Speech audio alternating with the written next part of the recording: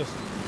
नमस्कार. आज आपल्यासोबत आहेत सरपंच मंगेश साबळे. आपण त्यांच्याकडून जाणून घेणार आहोत की नेमके मनोज जरांगे पाटील यांची जी आज उमेदवारांची बैठक झाली त्या बैठकीमध्ये नेमकी काय चर्चा झाली आणि विधानसभेची तयारी कशा पद्धतीची असणार आहे. काय सांगाला तुम्ही आज आंतरवाली सराटी या ठिकाणी गेलात, त्या ठिकाणी काय चर्चा झाली? सक्रिय राजकारणामध्ये भाग घ्यायचा की नाही, उमेदवार उभे करायचे की नाही यासाठी आज एक महत्त्वाची बैठक सराटी या ठिकाणी होती.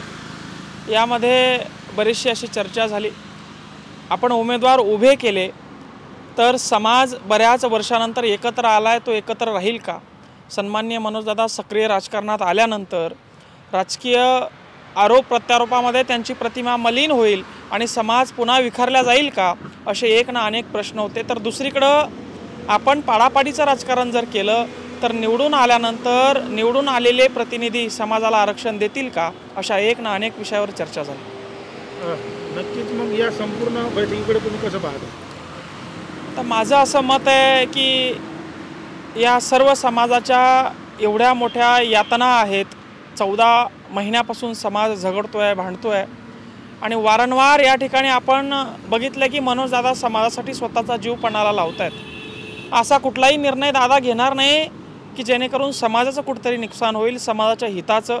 हे बघा, आमदार, खासदार, मंत्री, संत्री येत असतात, होत असतात, मात्र समाज महत्त्वाचा आहे. समाजाचं कुठं नुकसान व्हायला नको याची दादा नक्कीच काळजी घेतील असा कुठंतरी विश्वास. जर आपण पाहिलं तर या बैठकीमध्ये चर्चा करत असताना 90% लोकांची भावना होती की उमेदवार द्यायलाच पाहिजे. 99% लोक हाच सूर आहे की उभं करा, उभं करा, उभं करा. मात्र हे जे आलेले आहेत हे इच्छुक उमेदवार आहे. जागा महाराष्ट्राच्या 288 आहे. उमेदवार जवळपास 5 ते 7 हजार या ठिकाणी आज होते आणि सगळ्यांचं म्हणणं होतं की उमेदवार उभं करायला पाहिजे. मग अशा वेळी आपण जर स्वतःला मनोजदादाच्या जागेवर उभं केलं आणि विचार केला की बाबा 288 जागामध्ये या 6,000 उमेदवार 7,000 उमेदवार उभे कसे करायचे, किंवा मग याच्यापैकी एखाद्याला 288ला उमेदवारी दिली तर बाकीच्या उमेदवारांचं करायचं काय, त्यांची समजूत कशी काढायची, हा मोठा प्रश्न समाजासमोर, दादासमोर आहे. त्यामुळं हा निर्णय मला तरी गंभीर वाटतोय. उमेदवार कसा असला पाहिजे बरं? उमेदवार समाजासाठी झगडणारा पाहिजे, कष्टकरी समाजाची त्याला जाणीव पाहिजे, तसेच त्याच्याकडं ध्येयधोरणं पाहिजे. MIDC असेल, कारखाने असतील, उद्योगधंदे असतील, शालेय व्यवस्था, शिक्षण व्यवस्था असतील, या सगळ्यांचे ध्येयधोरणं त्या उमेदवाराला पाहिजे. उमेदवार स्वतः सुशिक्षित असावा, अशा काही गोष्टी आहे ज्याला जनभावनेचा आदर करता आला पाहिजे. तुम्ही लोकसभा निवडणूक लढवली होती, विधानसभा निवडणूकसुद्धा तुम्ही लढवणार आहात? हे बघा, आता माझं असं झालं आहे, मागच्या 4 वर्षापासून मी शिक्षण सोडून माझं राजकीय क्षेत्रात आलो आहे. मी सरपंचाची निवडणूक लढलो, अपक्ष म्हणून लढलो. अपक्ष म्हणून लढल्यानंतर मागच्या जवळपास 2 वर्षामध्ये गावचं एक मॉडेल मी तयार केलं. गावामध्ये न होणारे कामं, मागच्या 50 वर्षापासून पडलेले कामं मी मागच्या 2 वर्षात केले. गावचं एक मॉडेल तालुक्यासमोर, महाराष्ट्रासमोर मांडण्याचा मी प्रयत्न केला. तर मला असं वाटतं की मी केलेली मेहनत, मी केलेले कामं याच्या भरोशावर मी निवडणुकीला समोर जायला पाहिजे. कारण दुसरा मग आमच्याकडं पर्याय नाही. करायचं तर काय करायचं, कामं करण्यासाठी सुद्धा राजकारणाची जोड असावी लागते.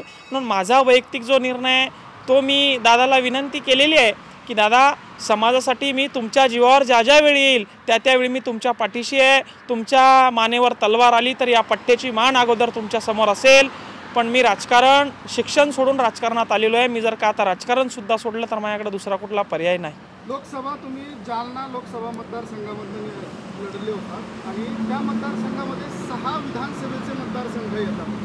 आता तुम्ही लढण्याचा निर्णय जर घेतला आणि ज्यावेळेस तुम्ही फॉर्म भरण्यासाठी जाल तर कुठल्या मतदारसंघाची निवड तुम्ही कराल? नक्कीच माझा मतदारसंघ फुलंब्री आहे. फुलंब्री मतदारसंघामध्ये माझं मतदान आहे. मला बऱ्याच ठिकाणी 6ही विधानसभामध्ये चांगलं मतदान झालं, मी असं म्हणणार नाही. सिल्लोड त्यापैकी हायेस्ट होतं. 41-42 हजार मतदारांनी माझ्या जोडीमध्ये टाकलं. तर नक्कीच मी फुलंब्री आणि सिल्लोड दोन्ही मतदारसंघाचा विचार करणार आहे.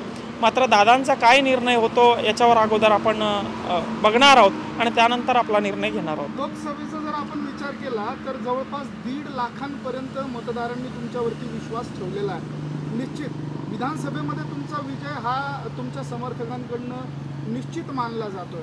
तर अशा वेळेस काय तुमच्या समोर प्रॉब्लेम्स असतील किंवा काय आव्हानं असतील? हे बघा, मी निवडून येणारच आहे, मी उभं राहणारच आहे असं म्हणून जमत नसतं. जनतेसमोर जावं लागतं. जनतेला ध्येयधोरणं सांगावे लागतात, जनतेला पटवून द्यावं लागतं की बाबा हो, दर 5 वर्षाला तुम्ही मतदान करतात, यावेळचं मतदान तुम्ही का वेगळं करावं, का पक्षाला सोडून करावं, का अशा माणसाला करावं, हे मला त्यांना पटवून सांगावं लागतं. शेवटी जनतेच्या मनात आहे. जनतेला वाटलं की हा पोरगा खरा आहे, समाजासाठी काम करतो, शेतकऱ्यांचे प्रश्न मांडतो आणि पोटतिडकीने काम करतो, तर जनता नक्कीच माझ्या पदरात मतदान टाकेल, जसं की लोकसभेला टाकलं. 1,56,000 मतदान त्यावेळी दादांचा पाठिंबा नसताना देखील या ठिकाणी झालं. मात्र यावेळी जर दादाचा आशीर्वाद मिळाला तर नक्कीच पूर्ण मराठा समाज आणि पूर्ण शेतकरी बांधव 18 पगड जाती माझ्या पदरामध्ये विजय टाकतील आणि मी जनतेची सेवा करण्यासाठी तत्पर राहील. तर आता आपण जर पाहिलं की लोकसभेला तुमच्या मतदारसंघात तुम्ही ज्या मतदारसंघामधून निवडणूक लढलेले आहात, अतिशय मोठे दिग्गज तुमच्या भोवती होते, दोनही मोठ्या पक्षांकडनं दोनही दिग्गज होते. आता विधानसभेलाही तसेच दिग्गज तुमच्या समोर असू शकतात. एकीकडे जर तुम्ही सिल्लोडमधनं लढण्याचा विचार केला तर सध्याचे पालकमंत्र्यांसोबत तुम्हाला लढावं लागणार आहे. जर तुम्ही फुलंब्रीतनं लढण्याचा विचार केला तर एकेकाळचे आपले आताचे राज्यपाल आणि त्यांची फळी तिथे आहे. कसं सामोरे जाल? नक्कीच. हे बघा, आपण निवडणुकीचे गणित आता बदललेले आहेत. लोक हुशार झालेले आहे, प्रत्येकाच्या हातामध्ये स्मार्टफोन आहे. मग असं नाही की 5 वर्ष आपण लोकाला जनतेला लुबाडायचं आणि त्या पैशामधून आपण गावोगावी बॅनर लावायचे, पूर्ण तालुक्यामध्ये नुसते बॅनर लावायचे, शुभेच्छा द्यायच्या, मग ते पैसे लुबाडायचे, रस्त्याचे पैसे लुबाडायचे, पुलाचे पैसे लुबाडायचे, गोरगरीब कष्टकरी शेतकऱ्यांच्या विकासासाठी आलेला निधी लुबाडायचा आणि प्रत्येक गावामध्ये आपला फोटो लावून बॅनर लावायचा. असं तर माझ्याकडं काही नाही आहे. या सगळ्यांकडं करोडो रुपये आहे, अब्जाधीश रुपये यांच्याकडं आहेत, पण माझ्याकडं जनतेचं प्रेम आहे.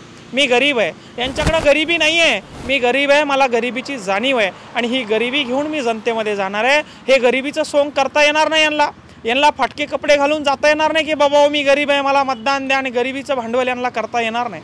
कारण मला गरिबीची जाणीव आहे. माझे वडील राजकारणात नव्हते, माझे आजोबा राजकीय मोठ्या एखाद्या पदावर नव्हते. मी एक सामान्य घरातील मुलगा आहे आणि या सगळ्या संकटांना तोंड देऊन इथपर्यंत मी आलेलो आहे. आणि जनतेला जर का वाटलं, लोकांना जर का वाटलं की हा पोरगा खरंच आपल्यासाठी लढू शकतो, काहीतरी करू शकतो, तर नक्कीच जनता माझ्या पदरात विजय टाकेल. नक्कीच. आता तुम्ही सांगितलं की सर्वसामान्य घरातली गरीब मुलगा आहे. तुम्ही लोकसभा निवडणूकसुद्धा लढवली होती, आता विधानसभा निवडणूकसुद्धा आहे. निवडणूक लढवणं हे काही सोपी गोष्ट नाही, त्यासाठी भरपूर खर्च लागतो. मग काही जण म्हणतात की मंगेश साबळेंना नेमकं पैसे कोण पुरवते? हे बघा, निवडणूक लढवण्यासाठी प्रचंड खर्च लागतो, हे सत्य आहे. मात्र यावेळी लोक हुशार झालेले आहेत. नुसतं बॅनरवर, नुसतं पॉम्पलेटवर, नुसतं फ्लेक्सवर लोकांचं लक्ष नाही, तर कामावर लोकांचं लक्ष आहे. साधा स्मार्टफोन प्रत्येक शेतकऱ्यापर्यंत आता पोहोचलेला आहे आणि त्या स्मार्टफोनच्या माध्यमातून प्रत्येक घरापर्यंत नव्हे तर किचनपर्यंत, महिला मंडळापर्यंत आम्ही पोहोचलेलो आहोत. आणि आमची काम करण्याची तळमळ त्यांना माहीत आहे, आमची काम करण्याची पद्धत त्यांना माहीत आहे. आणि म्हणून हे सगळे लोक निवडणूक आली की बाहेर पडतात, मात्र 5 वर्ष गाडीच्या काचा काळ्या करून बंगल्यांमध्ये, एसींमध्ये जाऊन बसतात. हे सगळ्यांना आता माहीत झालेलं आहे. राहिला विषय पैशाचा, जनतेनं पैसा उभा केला, जनतेनं 4-5 लाख रुपये खर्च केले आणि लोकसभेला माझ्यासाठी प्रयत्न केले. त्या जनतेचे माझ्यावर उपकार आहे की त्यांनी एका साध्या शेतकऱ्याच्या पोरासाठी पैसा खर्च केला. तसंच विधानसभेला सुद्धा या ठिकाणी जनतेवरच मी सोडणार आहे. असं नाही की जनतेला पैशाची गरज आहे की कोणी पैशाची डिमांड करणार आहे, कोणी दारूची डिमांड करणार आहे, कोणी मटणाची डिमांड करणार नाही. आमचा विचारांचा लढा असेल. आमचे विचार हे स्पष्ट आहेत. शेतकऱ्यांसाठी, गोरगरीब कष्टकऱ्यांसाठी, समाजासाठी लढायचं आणि तळमळीने लढायचं हे प्रत्येकाला माहिती आहे. म्हणून स्वतः नागरिक, स्वतः प्रत्येक समाजातील तरुण आमच्यासाठी पैसे खर्च करतात, ही माझ्यासाठी अभिमानाची गोष्ट आहे. निवडणुकीचा विकासाची कामं किंवा विकास कामं किंवा आपल्या अवतीभोवतीचा विकास यावरती असायला पाहिजे. परंतु मराठवाड्याचा जर आपण विचार केला तर जातीय समीकरणांना खूप मोठ्या पद्धतीनं लक्षात घेतलं जातं. त्याबद्दल काय सांगाल तुम्ही? हे बघा, मागच्या काही दिवसापासून मराठा समाजावर जो अन्याय झालेला आहे त्यामुळे कुठेतरी समाजात नाराजी आहे. सरकारनं समाजाची फसवणूक केली, समाजाला आरक्षण न देता इतर 15 जातींना ओबीसीमध्ये घेतलं, म्हणजे कुठंतरी समाजाला डिचवण्याचं काम सरकार करत आहे. याचा बदला मराठा समाज घेतल्याशिवाय राहणार नाही. परंतु असं करत असताना एक सुशिक्षित तरुण म्हणून 18 पगड जातींना सोबत घेऊन, शाहू फुले आंबेडकरांचे जे तरुण आहेत, विचारांचे जे तरुण आहेत, त्यांना सोबत घेऊन या विधानसभा निवडणुकीला समोर जाऊन आरक्षणाचा प्रश्न असेल, गोरगरीब कष्टकरी शेतकऱ्यांच्या हमीभावाचा प्रश्न असेल किंवा मतदारसंघातील इतर कामं असतील, जसं की आम्ही गावाचे कामं केले, गावाच्या विहिरीचे प्रश्न, घरकुलाचे प्रश्न, गायगोठ्याचे प्रश्न असतील, रस्त्याचे प्रश्न, लाईटचे प्रश्न असतील, सगळे सोडवण्याचा 2 वर्षात आम्ही प्रयत्न केला आणि त्यात कुठेतरी आम्ही यशस्वी ठरलेलो आहे। गावचं एक मॉडेल आम्ही तयार केलेलं आहे। तसं तालुक्याचं सुद्धा एक मॉडेल तयार करून नुसतं जातीपातीच्या राजकारणात नाही तर भव्य दिव्य असा विकास तालुक्यामध्ये व्हावा, धोरणात्मक विकास व्हावा, पाण्याची व्यवस्था व्हावी, कारखान्याची व्यवस्था व्हावी, MIDCची व्यवस्था व्हावी, उद्योगधंदे वाढावेत आणि नोकऱ्यांच्या संध्या निर्माण व्हाव्यात। या सगळ्या गोष्टीवर इलेक्शनला आम्ही समोर जाणार आहोत। आज जर आपण पाहिलं तर जरांगे पाटील यांना भेटण्यासाठी असंख्य मुस्लिम बांधव आलेले होते। शिवाय पूर्वीचे खासदार इम्तियाज जलील यांनी देखील जरांगे पाटलांची भेट घेतलेली होती आणि आपण छत्रपती संभाजीनगर पूर्वीचं औरंगाबाद याचा जर का समीकरण जर का बघितलं तर मुस्लिम उमेदवारांना देखील या ठिकाणाहून चांगला स्कोप मिळतो, किंवा ते दुसऱ्या तिसऱ्या क्रमांकावर राहतात। या सगळ्या गोष्टींचा फायदा किंवा या सगळ्या गोष्टींचा तोटा कसा होऊ शकतो आगामी विधानसभा निवडणुकीत? हे बघा, मला एवढा अनुभव नाही, पण माझ्या अनुभवानुसार लोकसभेला मुस्लिम मतदारांनी सुद्धा कमी अधिक प्रमाणात मला मदत केली। एक सूर त्यांचा असा होता की एवढ्या वेळी आमची भाजपवर नाराजी आहे, भाजपने काय ते जातीवाद सुरू केलेला आहे, त्यामुळे आम्हाला भाजपला हरवायचं आहे। मंगेश भाऊ, एवढ्या वेळी आम्ही तुम्हाला मतदान देऊ शकत नाही, असे बऱ्याच मुस्लिम बांधवांनी, लिडरांनी मला सांगितलं। पण विधानसभेला मात्र आम्ही तुमच्या पाठीमागं उभं राहू, विधानसभेला ना काँग्रेस ना भाजप एक अपक्ष उमेदवार म्हणून आम्ही तुमच्या पाठीमागं उभं राहू, अशा बऱ्याच मुस्लिम नागरिकांनी मला शब्द दिलेले आहेत। आणि मला असं वाटतं नक्कीच कुठेतरी या मुस्लिम मतदानाचा व इतर जातीय समीकरणाचा आम्हाला कुठेतरी फायदा होईल आणि गोरगरीब कष्टकरी शेतकऱ्यांचं पोरग त्या विधानसभेमध्ये जाईल। तुम्ही सांगितलं की गावचं मॉडेल तुम्ही तयार केलं आहे, पण या मॉडेलमध्ये तुम्ही नेमकं गावामध्ये काय काय केलं आहे? गावामध्ये लायब्ररी असेल, शाळेची व्यवस्था असेल, व्यायामशाळा असेल, गावाचे पडून असलेले रस्ते असतील, गावासाठी एक शौचालय असेल, गावासाठी हव्या असणाऱ्या प्रत्येक गोष्टीचं आम्ही काम केलं। आम्ही जनता दरबार घेतला, आम्ही उघड्यावर सभा घेऊन या ठिकाणी प्रत्येक नागरिकाचे प्रश्न ऐकून घेतले, आम्ही विशिष्ट अधिकारी गावामध्ये बोलवून प्रत्येक प्रश्न समोरासमोर अधिकाऱ्यांसमोर मांडण्याचा प्रयत्न केला आणि जनतेचे प्रश्न सोडवण्याचा प्रयत्न केला। गावाचे प्रामुख्याने विहिरीचे प्रश्न, घरकुलाचे प्रश्न, गायगोठ्याचे प्रश्न, इतर कुठलेही प्रश्न असतील ते सोडवण्याचा पोटतिडकीने आम्ही प्रयत्न केला। याच कारणामुळे गावाचा आशीर्वाद आमच्या पाठीशी आहे, संपूर्ण गाव माझ्या पाठीशी आहे।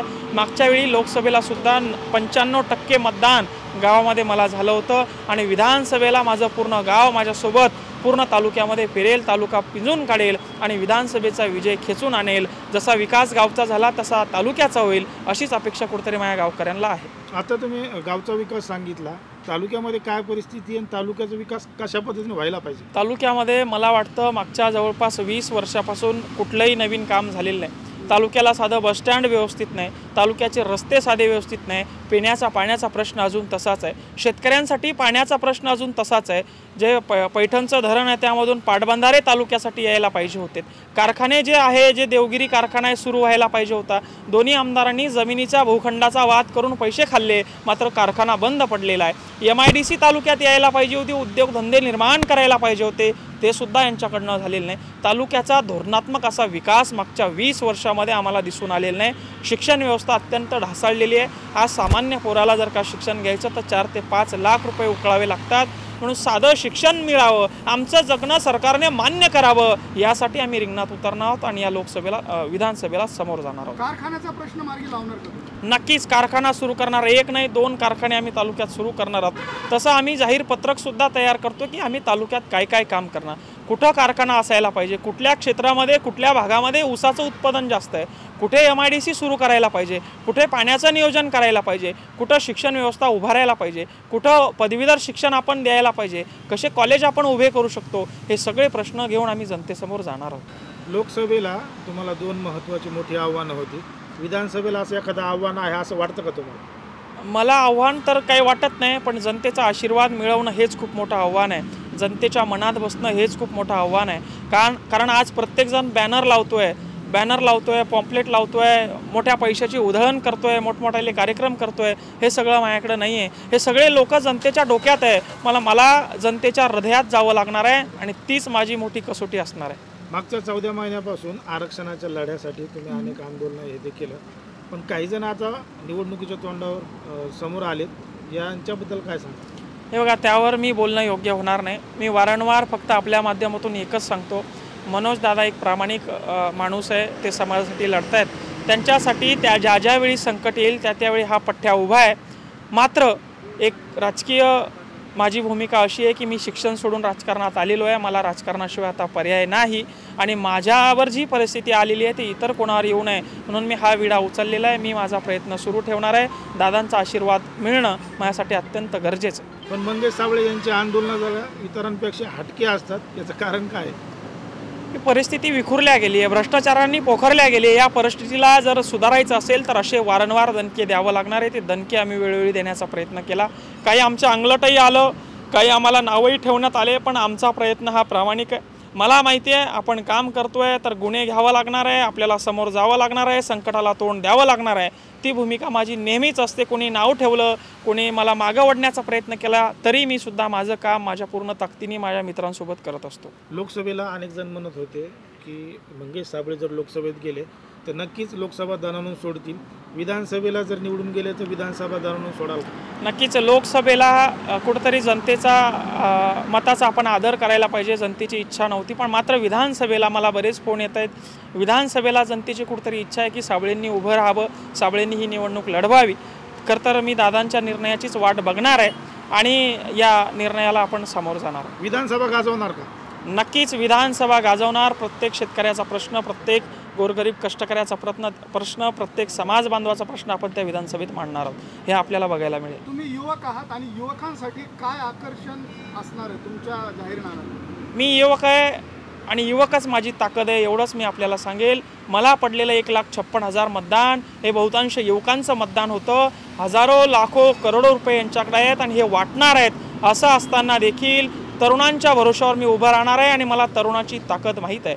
ज्याप्रमाणे अर्जुनाला श्रीकृष्णाने सांगितलं की तू लढ, तुझा विजय होईल, पण त्या सगळ्या गोष्टीवर मात करून अर्जुनाने हिम्मत करून लढला आणि विजय अर्जुनाचा झाला। त्याप्रमाणे हे सगळं ज्येष्ठ नागरिक श्रीकृष्ण बनून माझ्या पाठीशी उभं राहणार आहे आणि सर्व तरुणांना घेऊन हे युद्ध विधानसभेचं आम्ही लढणार आहोत। जरांगे पाटील श्रीकृष्ण असतील का? नक्कीच जरांगे पाटलांचा आशीर्वाद आमच्यासाठी श्रीकृष्णासारखाच असणार आहे। मात्र दादांची आजची अडचण मी बघितली, मी तासभर त्या सभेमध्ये उभं होतो। खरंच मला असं वाईट वाटलं की दादांच्या जागेवर जर आपण असलो असतो तर नेमका निर्णय आपण काय घेतला असता। 288 जागा आहेत आणि 7-8 हजार उमेदवार या ठिकाणी म्हणतात की दादा उमेदवारी पाहिजे, दादा उमेदवारी पाहिजे, दादा उमेदवारी पाहिजे। अशावेळी त्या माणसाने काय निर्णय घ्यावा हे खरं तरी मला अवघड वाटतंय। मात्र एक सुशिक्षित तरुण म्हणून, समाजासाठी काम करण्याची इच्छा म्हणून व तसेच माझं केलेलं 4 वर्षाचं काम म्हणून मी विधानसभा निवडणुकीला समोर जाणार आहे आणि दादाची पाय धरून विनंती करणार आहे की मला तरी तुम्ही या ठिकाणी एवढी एक संधी देऊन बघावी आणि माझं काम बघावं।